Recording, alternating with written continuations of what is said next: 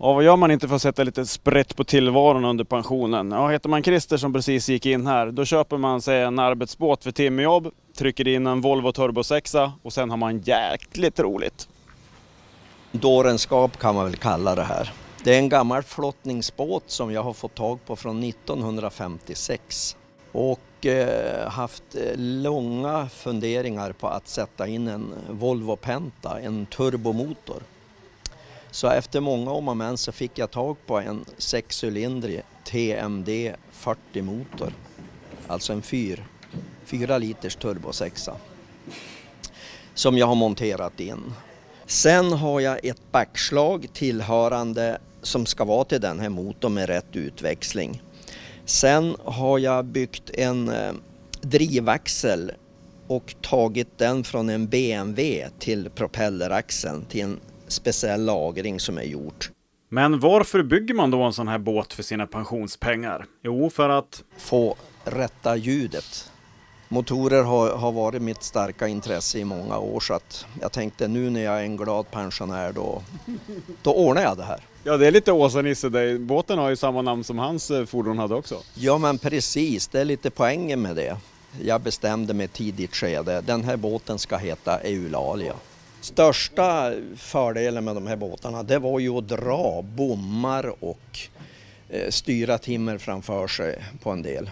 Och det som kanske ska tillsägas också, att före den här Turbo 6-motorn som monterats i hade jag en gammal Bolinder-motor på 23 hästar.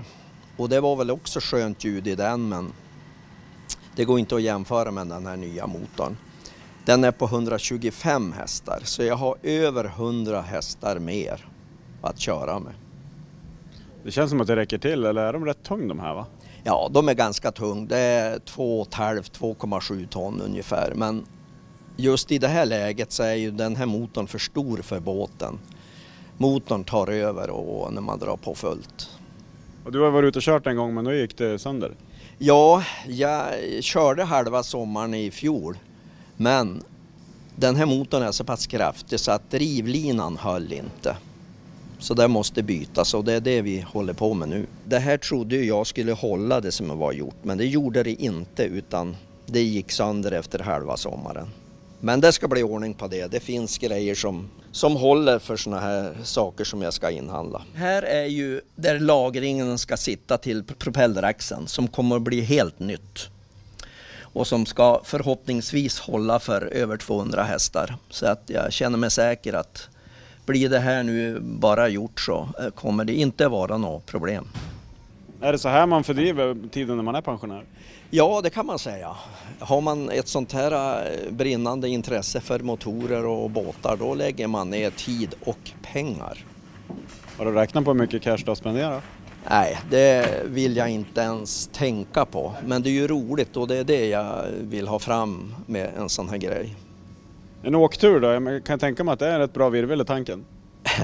Den här motorn drar ju 3 gånger så mycket mot för den förra Bolinder-motorn jag hade. Men det är också sånt man inte tänker på, utan det är tjusningen som gäller.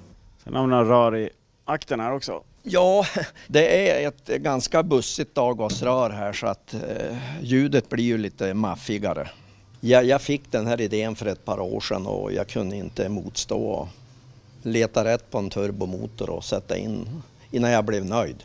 Men det är inte det enda han satt in i båten. Den har även fått xenonlampor fram. På höst när man är ute och kör och ska landa vid brygger så är det bra att ha ett bra lyse. Och det är mycket, det funkar bra med de där lamporna. Det drar inte så mycket ström heller? Nej, det gör de inte. Är det några andra förstärkningar som du funderar på att göra nu när du har testkört den ändå? Ja, alltså det kommer att sättas dit ett riktigt lager för propelleraxeln som är god för över 200 hästar. Så nu ska det hålla i all framtid, hoppas jag. När tror du att du får den klar då så vi kan provköra den?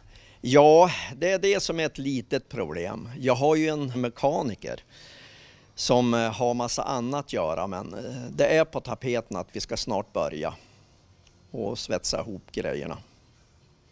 Du längtar få ut och köra lite? Ja, men precis. Det går inte en morgon att jag inte tänker på det här. Så att jag skulle verkligen vilja ha i båten snabbt i sjön och få racea lite. Ja, ser bra ut.